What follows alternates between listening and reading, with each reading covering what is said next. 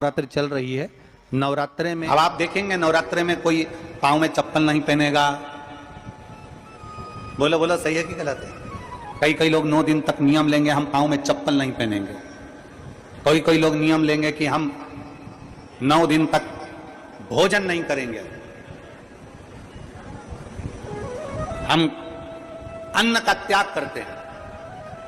कोई 9 दिन तक नियम रखेगा, मैं लौंग पर व्रत रखूंगा 9 दिन।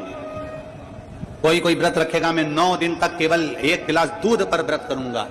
कोई लोग व्रत करेंगे कि मैं 9 दिन तक गलत चीजों का त्याग कर दूंगा। कोई नियम लेंगे कि 9 दिन तक मैं पैदल चलकर माता रानी के मंदिर तक, देवी के मंदिर तक जाऊंगा। कितने दिन? जम के बोलो जरा। 9 दिन। और जो बाकी के दिन है वो केवल 9 दिन। बाकी के दिन क्या? वैसे ही जाने दो। शिव महापुराण की कथा कहती है ये 9 दिन तुम चप्पल पहनो मत पहनो, 9 दिन तुम माता के दरवाजे जाओ मत जाओ, 9 दिन तुम उपवास रखो ना रखो, 9 दिन तुम अन्न त्यागो ना त्यागो। और शिव महापुराण की कथा कहती है, मां आद्य शक्ति के चरित्र का वर्णन करते हुए कहती है कि 9 दिन तुम्हारे प्रत्येक दिन तुम एक संकल्प ऐसा लो कि मैं अपने सामने, अपने क्षेत्र में, अपने मोहल्ले में, अपनी कॉलोनी में, अपनी सोसाइटी में किसी छोटी बच्ची के साथ कभी कोई गलत कृत्य नहीं होने दूंगा। 9 दिन में दूसरा नियम लो, हमारे मोहल्ले में, हमारे क्षेत्र में, हमारी कॉलोनी में, हमारी सोसाइटी में मैं कभी अपनी सोसाइटी में, अपनी कॉलोनी में, अपने क्षेत्र में कोई गलत व्यसन नहीं होने दूंगा। तीसरे दिन फिर नियम लो, मैं अपने क्षेत्र की बेटियों के प्रति, अपने क्षेत्र की बेटियों को, अपने क्षेत्र की छोटी छोटी बेटियों को, बेटियों के लिए मैं स्वयं आगे बढ़कर उनको शस्त्र की, तलवार की, शस्त्र की विद्या प्रदान करूंगा। चौथे दिन नियम लो, मैं माता रानी के चौथे दिन नियम लेता हूं कि मैं अपनी नवरात्रि में, इस नवरात्रि में चौथे दिन का नियम धारण करता हूं कि मैं अपने क्षेत्र की बेटियों को शास्त्र की विद्या दूंगा, गीता की विद्या दूंगा, रामायण की विद्या दूंगा। 5वें दिन का नियम लो, मैं 5वें दिन का नियम लेता हूं कि मेरे क्षेत्र की बहन बेटियों के लिए मैं 5वें दिन का नियम लेता हूं कि मेरे क्षेत्र की बहन बेटियां अगर आधी रात को भी कहीं जा रही हैं, हॉस्पिटल जा रही हैं, कहीं किसी कार्य से जा रही हैं, रिश्तेदार के यहां जा रही हैं, मेरे क्षेत्र में उनको भय उत्पन्न नहीं होगा, मेरा बल इतना प्रबल रहेगा। 7वें दिन नवरात्रि में नियम ले लो कि मेरे अपने क्षेत्र में जितने छोटे बच्चे हैं, जितनी छोटी बेटियां हैं, जितने छोटे बच्चे हैं, इन छोटे बच्चों को मैं संस्कारों से जोड़ूंगा। 8वें दिन का नियम ले लो कि मेरे क्षेत्र की बहन बेटियों को, मेरे क्षेत्र की बेटियों को अगर जीवन में थोड़ा सा भी दुख आएगा तो उनके लिए ये भाई जैसे बेटा जैसा खड़ा के खड़ा ही रहेगा। 9वें दिन का नियम ले लो कि मेरे क्षेत्र की बहन बेटियों को कोई आंख उठाकर ना देखे, ये 9वें दिन का नियम है। चप्पल छोड़ने से नियम नहीं होता, अन्न छोड़ देने से नियम नहीं होता, वस्त्र छोड़ देने से नियम नहीं होता, आभूषण छोड़ देने से नियम नहीं होता। अपने भीतर माता रानी के 9 दिन तक 9 संकल्प अपने भीतर धारण करो। जब 9 संकल्प हमारे भीतर धारण होंगे तो हमारा नवरात्रा 1 दिन का नहीं, हमारा नवरात्रा पूरे साल का होगा। केवल 9 दिन के लिए मैं चप्पल छोड़ दूंगा, केवल 9 दिन के लिए मैं अन्न छोड़ दूंगा, केवल 9 दिन के लिए मैं 1 गिलास दूध पर नवरात्रि करूंगा, मैं 9 दिन तक लौंग खाकर व्रत करूंगा। 9 दिन तुम्हारे भीतर संकल्प होना चाहिए। मेरे क्षेत्र की कोई महिला के गर्भ में अगर कन्या जन्म ले रही है तो भ्रूण हत्या नहीं होने दूंगा, उस कन्या का जन्म होना चाहिए।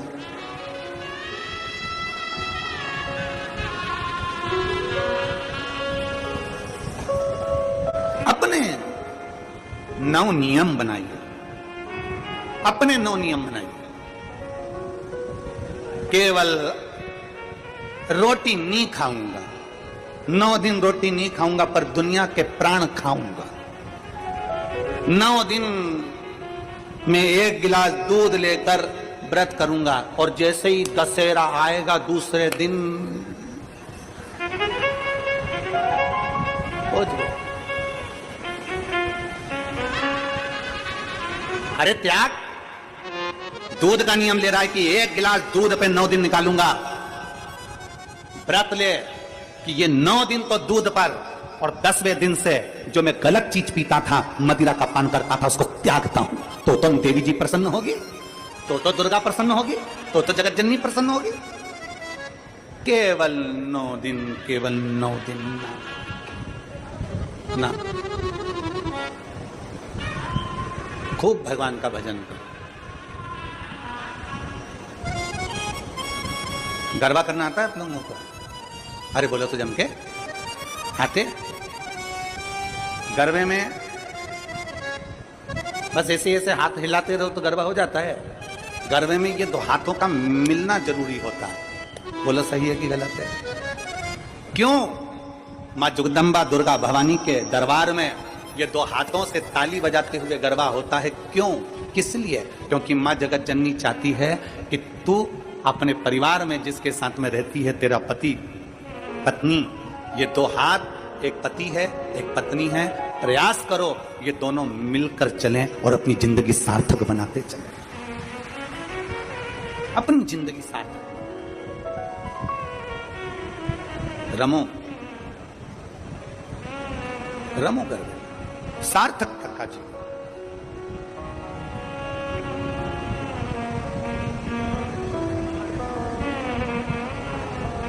सार्थकता।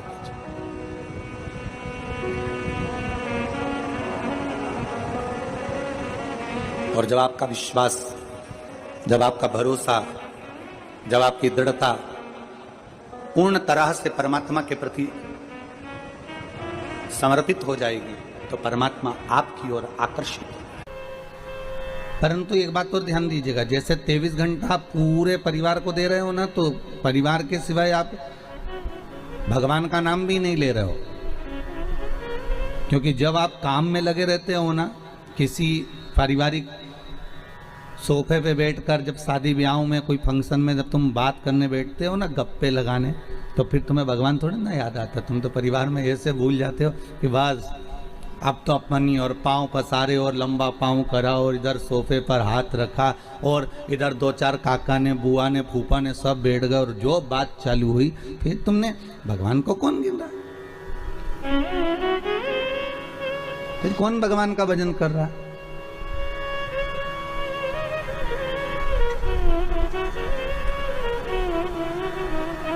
फिर तो तुम परिवार को दे रहे हो ना संपूर्ण समय। और अगर आप परिवार को संपूर्ण समय दे रहे हो तो एक निवेदन और स्वीकार करिएगा कि 23 घंटे अगर आपने परिवार को दिए हैं तो 1 घंटा परमात्मा को अगर दे रहे हो तो उस परमात्मा के समय में फिर परिवार नहीं आना चाहिए।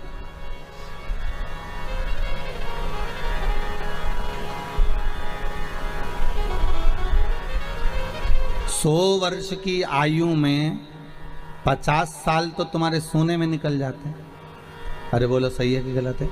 50 वर्ष सोने में निकल, बचे कितने तुम्हारे पास में? 50।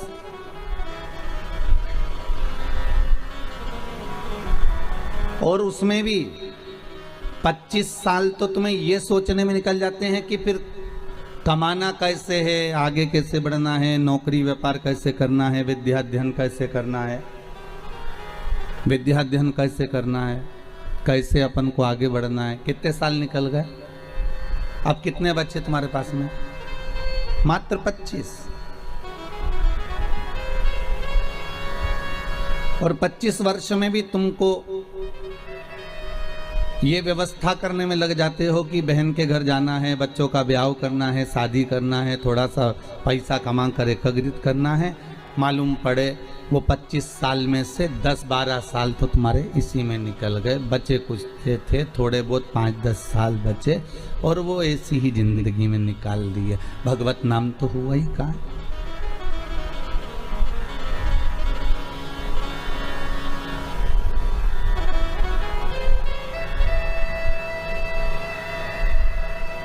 चौबीस घंटों में से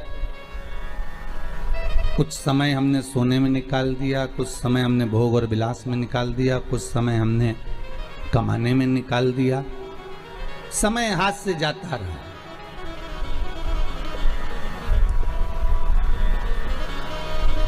और जब मृत्यु का पल सामने खड़ा हुआ था, यमराज बनावे बंदी और काया हो गई गंदी। शंकर भगवान ने कहा कि ये जो जीव जिसको मैंने जन्म दिया है जिसको मैंने पैदा किया है, इसके गर्भ में मैं इसके साथ में था। परिवार वाले तो बाद में जब इसको बाहर निकाला गया, गोदी में लाकर दिया गया, और ये डॉक्टर सिस्टर ने जब इसको गोदी में दिया, तब लोगों ने प्रेम करा, तब इस लोगों ने स्नेह करा, तब लोगों ने इसको गोदी में लिया। पर इसके बाद तो जनता ने इसको संभाल लिया, फिर दुनिया ने इसको साथ लिया, पर अंदर तो मैं ही था 9 महीने तक।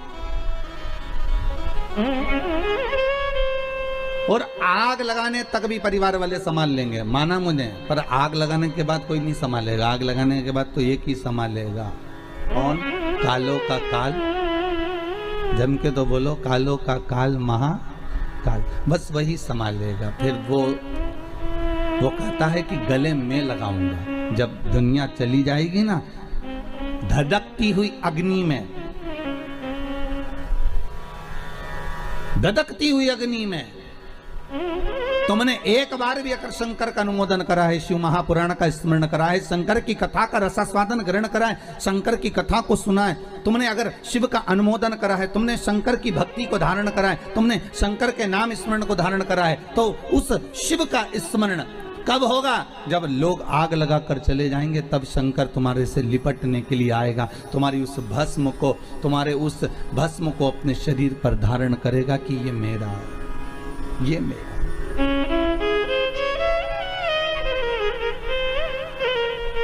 ये जो भस्म है इसके शरीर की, ये मेरी द्वारा दी हुई है, मेरी।